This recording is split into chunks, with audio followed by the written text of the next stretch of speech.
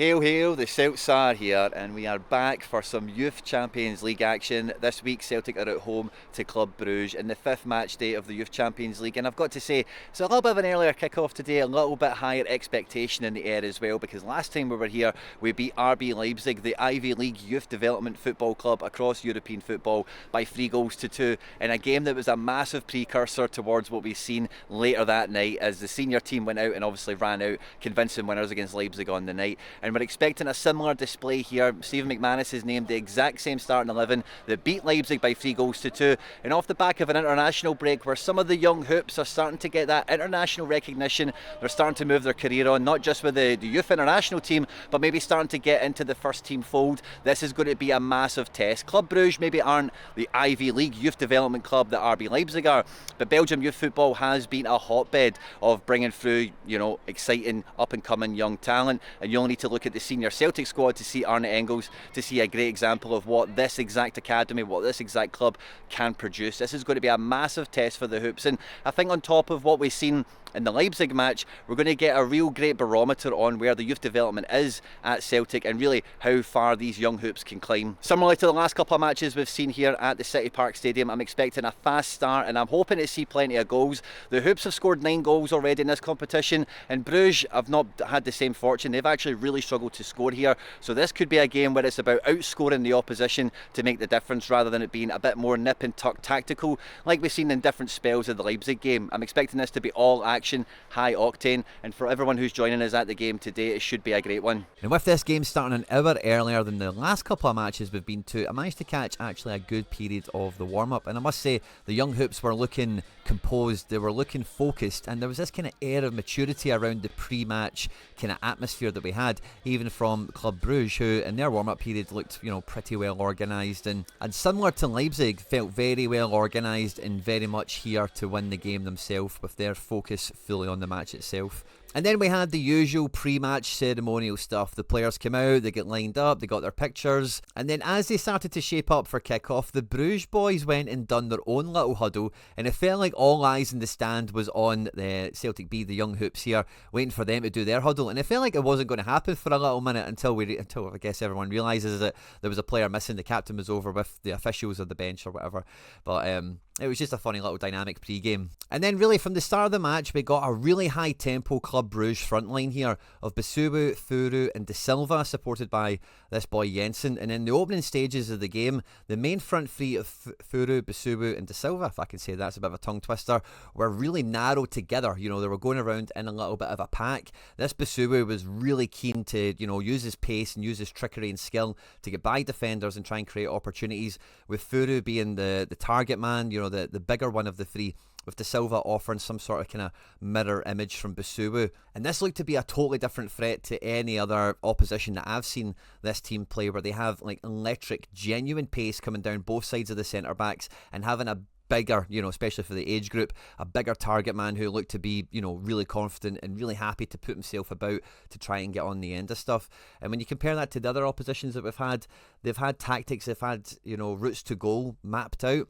But this team seemed to be much more reliant on the individual qualities and technical ability of the players that they brought in. That was coupled with something that we've seen from the Bruges senior team, where the fullbacks were really the width. And I must say, both the Bruges fullbacks, Yakimenko here and Van de Perre on the right and the left, were very, very impressive, and two of the standout performers, I would say, for Club Brugge, which meant for the most part they would be defending with this kind of box of their two centre backs and their two defensive midfielders for the most part, with the fullbacks would track back. They weren't like just abandoning ship and going forward, but if Bruges were going to be attacking, the fullbacks were going forward. They were the ones that were given the width and trying to stretch the game out to give the faster, more technical players little pockets of space and little opportunities to nip in and try and get on the ball themselves. And in the opening periods of the game, it was very much, nip and tuck, as I've said quite a few times in this video, where, a few passes would get made, possession would be lost for both teams, and it really kind of went nowhere. And with the sort of shape that they were playing, The centre ground was very, very congested. It was really tight to try and get the ball through the middle of the pitch,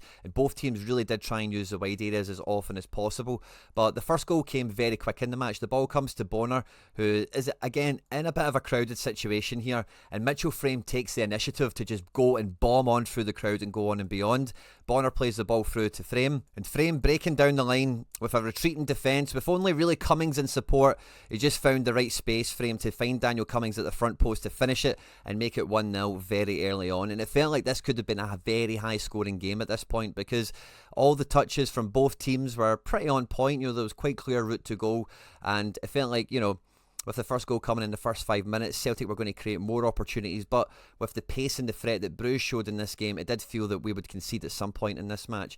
Around the 25th minute or so, Basubu gets down this side here and has a bit of a penalty claim. I'm not too sure if it should have been a penalty or not, but it was a pretty stiff challenge. It was inside the box quite clearly, but it ended up being a corner, and you could feel that they felt that there was a bit of an injustice kind of happening here. And Donovan could probably count himself lucky that he didn't give the penalty away there. In the 35th minute, they also had a back post header themselves, blocked by Donovan to keep the scoreline down, before towards the end of the first half, Donovan with this Basubu guy again in almost a deja vu situation where again they had another penalty shout right before half time. But I think in every match that I've watched for Celtic B so far this year, I've been more and more impressed with the goalkeeper and his ability. And it must be said, out of the two goalkeepers in this match, he was very much the more quiet of the two, as it were. But Robertson and Agbair have really formed a super strong partnership. And the Celtic performance in this game overall, right, especially from the defence into the likes of Ur and Bonnar and Turley, and Didi I would probably put into here as well.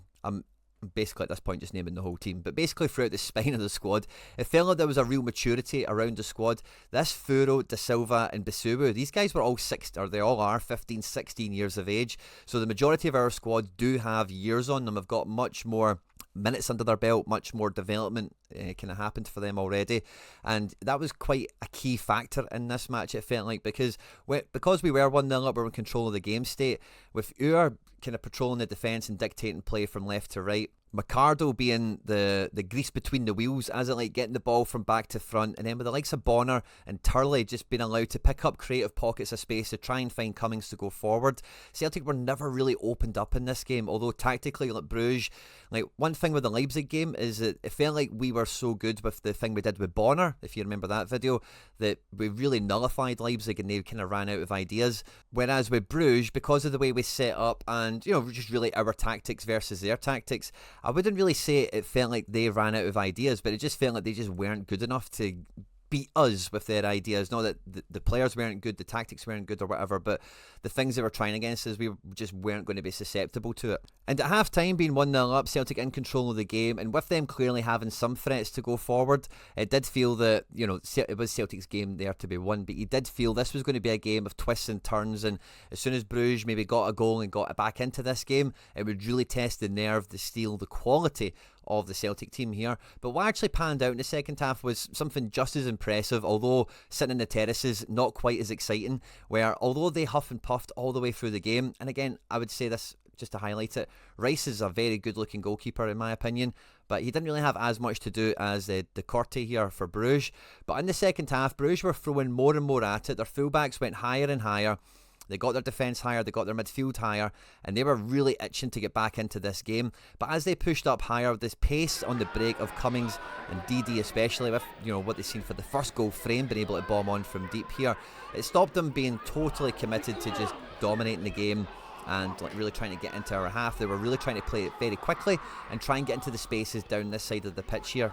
But as the second half dragged on and went on, you really did see that this was a very composed, very mature Celtic youth team, as it were, and it really did feel that the age, the experience and the composure was the difference overall, because as much as in the second half Bruges did try and push on, did try and get themselves back in the game, we did have opportunities ourselves to go on and really put the game further and beyond Bruges out with their reach. The goal never really fell for us. Dargay will be disappointed with two of the chances that he had in the second half, and really for the chances we did have, not scoring a second goal is something that I'm sure some of the players in the squad will regret, because everyone wants to get a goal, everyone wants to get their name in lights, everyone wants to be on that highlights package on Celtic TV. But holding out for the clean sheet in this game was an absolute W for me. This was the first game since the Bratislava match where the Celtic youth team not only kept a clean sheet, but it was the first game that they didn't concede in the second half. And every game they've conceded in the second half in this tournament to this point, they had conceded goals in the 90th minute. So to not concede a goal, to not concede in the second half, and to not concede in the 90th minute, considering you're holding a 1-0 lead from the 5th minute of the match all the way through, I just thought that was a huge testament to the development, especially the defensive unit has made over the last year or two that I've certainly seen them in this competition. And you really do feel that Robertson, Agber, Donovan and Frame are all players that should get some sort of opportunity at senior football level, whether it's in the first team or whether it's on loan in the future or something we'll come to see. And then when the likes of Turley, Bonnar, Cummings, Didi, there is a really good developing attacking unit there. Guys that are really clever, get really good technical ability, and there's enough pace there as well that, them as a combination, they've kind of got a little bit of everything going for them. And yeah, like I said, the second half, it certainly wasn't that exciting to watch from the terraces. It was a bit more of a kind of a chess match, as it were, a bit of a duel. But it definitely finished out as a result I'm sure all the players have been mightily proud of. And after the game, as usual, we managed to catch up with the manager, Stephen McMAnus, to get his thoughts on the game itself. A narrow but a hard-earned victory today, Stephen. What's your main thoughts and feelings coming out of the game? We were a wee bit disappointed in some of the stuff that we had played. Obviously, we felt as if we never played as well with the ball, because we never dominated the game as much as what we've done previously, and certainly in the two home games. Brugge are a very good side. We knew that when we analysed them, and we kind of watched the footage of them, how good they are. They've got real quality within their team. They're well coached, so we knew it was going to be a difficult game. But for us, we felt as if we turned the ball over probably too many times, or we got loose in possession. And again, our game's based on breaking fast, keeping possession, dominating the ball. So we knew it was difficult. We knew the type of game that it was going to be, but that was probably what disappointed the most. The way we defended, our structure behind the ball at times was good, but another good day for us in this tournament. Yeah, an early lead gave us control in the game, but with having to weather the storm across the full 90 minutes, this is the first game since Bratislava. It came out with a clean sheet, but it's also the first game where there's been no second half goals. So a bit of an improvement on keeping the clean sheet, of course, keeping the goals out in the second half. What do you think you've seen from the team today in terms of any sort of development or maturity in terms of keeping focused and concentrated? This is a difficult level to play at, and our boys need to feel that. They need to feel playing against different types of teams. You'll get teams that will be direct, you'll get teams that are physically very, very, very good, very strong. Brugge are a very good technical side, so for us there's loads of positives to then take from it. You've seen the character of the team, the organisation from the players. They weren't always reliant on us as at the side of the pitch to try and help them. A lot of them figured it out for themselves, which is great. Like I said, this stage is about developing young footballers, and again you can see that some of the boys are definitely on the right path. You can't always win pretty. We've got certain styles and certain principles that we try and like to stick to, which we came away for that at times, which was disappointing for us. And again, we'll analyse it, we'll go through it, and we'll make the players better for it. Again, a very tight game, a few chances, but I definitely think their goalkeeper had far more to do in this game than ours, certainly. Do you think that some of the guys will leave the game with some regrets in front of goal? No, listen, the boys, we're always with the talented players that we've got. We've got some really strong players, we've got really direct players in the final third of the pitch, players with real quality. You can see that anybody that's came to watch us play, you can see that. The boys are always disappointed when they don't get on the score sheet, but we're going to create chances. That's another step that we can be a wee bit more ruthless. We've spoke to them that, but since the start of the season. But again, the boys aren't the finished articles. If they were the finished articles, they wouldn't be playing in this tournament. They'd be playing in the main tournament, the first team. But the way they're developing, the way they're performing at this level, they've been absolutely terrific. And again, loads of positives to take from the game today. Yeah. A really mature performance, and congratulations again, Stephen. Cheers. So there we have it. Celtic have ran out convincing, but a narrow 1-0 victory here. And I must admit, hearing Stephen McManus after the game, I was quite surprised that he was disappointed at the level of intensity and how often we did turn over the ball. I thought this was a very even encounter, and the standards at the club are obviously super high, and this is a massive victory. Coming out with a clean sheet in a game like this that was so nip and tuck, but against an opponent that was probably, for me, the best opponent I've seen come here to play Celtic in the Youth Champions League across all the campaigns that I've covered here on the channel. And it wasn't just the level of the players, but the in-game IQ. You know, this team had more than one way to go forward and attack, and our players, our defence, had to be switched on all the way through the game. Like I mentioned in the post-match there with McManus, this is the first game where we're coming away with a clean sheet again, but the first game where we're not conceding a goal in the second half, and also the first game, well, any game we've conceded a goal, we've conceded one in the 90th minute, and with this game being on a knife edge for the whole way through it, I think it's a massive W to the defence, to the whole team, to come out with this with the victory, ultimately the clean sheet as well. Going in front so early does give you the control of the game, but as the game goes on, the pressure comes on you to maintain and hold that, and perhaps try and go on and extend that lead. And the boys did that. You know, this wasn't backs against the wall, camping in and keeping it tight. They went forward, they tried to create some chances, but sadly it didn't come to much more beyond the 1-0 victory that we got. A great result, and hopefully a foreshadowing ahead of what we have tonight at Celtic Park as we welcome the senior teams of Club Brugge to paradise. By the time this video's out, you'll know the Brugge Celtic score, so let's hope that one's panned out. On screen now some other stuff that we've made that YouTube thinks you might enjoy. Do not forget to hit the subscribe button for more content like this. Like, share, retweet, all that good stuff, guys. Hail, hail, and moan the hoops.